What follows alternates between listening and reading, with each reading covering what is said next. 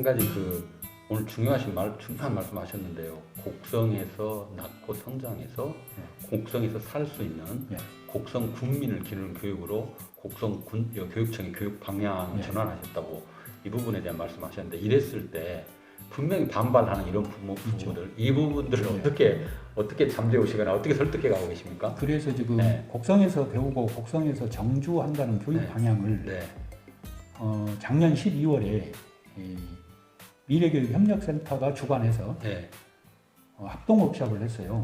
군청, 군의회, 우리 교육지원청, 그리고 이제 학교 대표로 교장선생님들, 그리고 마을학교 대표들, 이렇게 합동 워크숍을 하면서 거기서 논의가 됐어요. 처음으로 거기서 논의를 시켰습니다.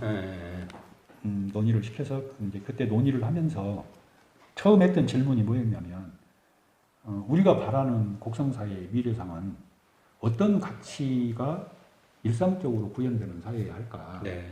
각자 도생하는 사회였으면 좋겠냐? 공동체성이 살아있는 사회였으면 좋겠냐? 이런 식으로. 경쟁이 가장 우선시 되는 사회였으면 좋겠냐? 협력이 가치 있게 인정되는 사회였으면 좋겠냐? 이런 식으로 미래상을 서로 같이 좀 합의해가는 과정을 거쳤죠.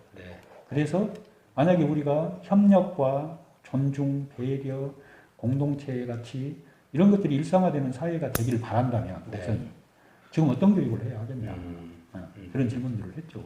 그래서 이제 모든 별로 나눠서 서로 논의를 하고 전체 공유도 하고 하는 과정에서 곡성에서 배우고 곡성에서 정주한다 하는 명제도 거기다 내놨어요. 이 명제가 조심스럽다. 학부모들에게 바로 내놓을 명제는 아니라고 본다. 근데 여기서는 다르다. 의외로 거기서는 명쾌하게 다뤄졌어요. 명쾌하게. 당연히 이렇게 가야 그 문제의식을 그만큼 갖고 있었다는 거네요. 그렇죠. 군의회 의원들은 특히 아니 저 성적 올려갖고 서울대 보내긴 보내야 되는데 다 그래야 돼? 늘 문제의식이 있었는데 여지점이었다. 교육 방향을 바꿔야 되겠다. 이제 그러면서 그 얘기를 했죠. 곡성 군민을 기르자는 얘기가 학습을 소홀히 하자는 얘기가 아니다. 그건 오해다. 오히려 치열하게 학습해서 모든 아이가 다 기본 학력을 갖추도록 하는 교육을 추진해야 한다. 모든 아이가. 그러니까 공부를 잘할 수 있는 아이들, 성적을 높이 올릴 수 있는 아이들은 정말 높은 성적을 내게 될 거다. 이제 핀란드 사례도 얘기했죠. 상위권 아이를 위한 특별반을 운영하는 대신에 거기는 이민을 와가지고 언어 능력에 문제 있는 아이가 있으면 바로 특별 프로그램이 투입된다. 전문가와 함께. 이렇게 해서 최저권 아이들을 올려주면 의외로 위에 있는 아이가 더 많이 올라가고 핀란드에서 확인한 거다.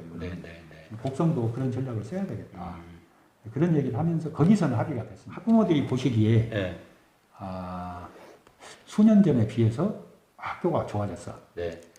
학교 교육에 대한 신뢰가 회복됐습니다. 그때는 오해를 줄일 수 있다고 봅니다. 그 다음에 군청하고 교육청하고 협력하더니 지역에서 의미 있는 일들이 여러 가지가 축적되고 있어 라는 인식이 좀 퍼졌을 때 그때라고 봅니다. 실질적인 방향은 그렇게 가되 명제로 이렇게 드러내놓고 얘기하는 건 조심스럽게 다루자. 그렇게 하고 있습니다. 굉장히 어쨌든 슬로건을 만들어가는 과정이 어쨌든 좀 굉장히 합의해가는 과정이 있었잖아요. 이런 것들이 바탕이 돼야 신뢰가 쌓이고 또 교육장님께서 교육 철학이나 이런 것들을 가지고 실행해 가는데 상당히 탄력을 받을 수 있을 거라고 생각해요. 이제 제가 만약에 기존의 교육지원청 구조 속에 저만 혼자 딸랑왔다면 일하기 힘들었을 거예요.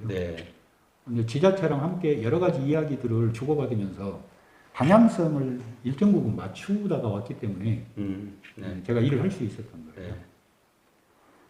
중요한 건 또 이제 이거예요. 지금 2년째 이 일을 하고 있어도 곡성 군청 직원 중에 50%는 아직도 저걸 왜 해? 이럽니다. 그거 우리 교육청이라고 다르겠어요? 다르지 않죠. 아직도 학교에 가서 마을 교육, 마을 교육 공동체, 마을과 함께 가는 학교 이런 얘기 하면 웬 마을이요? 교육에도 똑같이. 역시 의식의 변화가 아직 따라오지도 못하는 부분이 있다는 거네요. 그래서 저는 학교혁신도 사회혁신과 물려 돌아가는 문제라고 봐요. 네, 네. 학교만의 학교혁신은 한계가 있습니다. 아, 전남에서 절실하게 느끼는 때문입니다. 학교 혁신도 사회 혁신하고 물려간다. 이게 물려가요. 네. 전라북도도 그렇고 전남도 그렇고 이미 네. 학교혁신 정책을 교육청이 추진한 지가 10년이 됐는데 네, 네. 왜 모든 학교의 교육이 혁신되는 일은 더딘가? 네. 저는 사회 변화하고 맞물리기 때문이라고 봅니다. 이거를 교직원들의 책임으로만 보는 것은 잘못 보는 거예요. 네. 맥락을 놓친 거예요. 네. 우리 사회 변화가 더딘데 교직원들만 두 걸음, 세 걸음씩 앞장서서 교육을 혁신한다? 네. 그런 건 없습니다. 현실성 없는 얘기예요. 맞아요. 그 단도직입적으로 교육장에 그래서 이제 이게 감이 오실 것 같은데 성공이 이렇게 가면 뭔가 이런 정책하면 진짜 곡성에 조금 지나야 이게 성과가 나오는 거잖아요. 방향은 맞다라고 생각하지만 결과가 어떻게 나올 것 같습니까? 지금 2년째 하면서 네. 방향을 잘 설정했다. 네. 그러니까 왜 글로컬라이제이션이라는 예, 신조어를 만들어 쓰잖아요. 예. 지역 중심의 세계화. 예. 이 방향이 옳다고 생각하고 우리도 그 방향으로 가자고 방향 설정을 한 건데 방향 설정이 제대로 됐다는 확신이 갈수록 커집니다. 그 다음에 네. 예를 들면 지금 우리 미래교육협력센터를 올해 7월에 조직 전환을 했습니다. 네. 미래교육재단으로 법인체로 바꿨어요. 근데 법인체로 바꿨는데도 소수만 민간 채용을 했고 여전히 군청 직원하고 교육청 직원들이 주가 됩니다. 그럼에도 불구하고 조직 전환을 한 이유가 저도 임기가 있고 군수님도 이제 벌써 임기 반을 돌아버렸는데 기관장들 밖에 못 줄 거냐. 관대 관협력 플랫폼으로 있으면 그래서 관관협력에서 민관협력으로 협력 시스템을 바꾸자. 그다음에 기관장이 바뀌어도 연대하고 협력하는 일들이 지속될 수 있는 조직을 전환하자. 그래서 지금 곡성군 미래교육재단으로 조직을 전환했습니다. 7월에.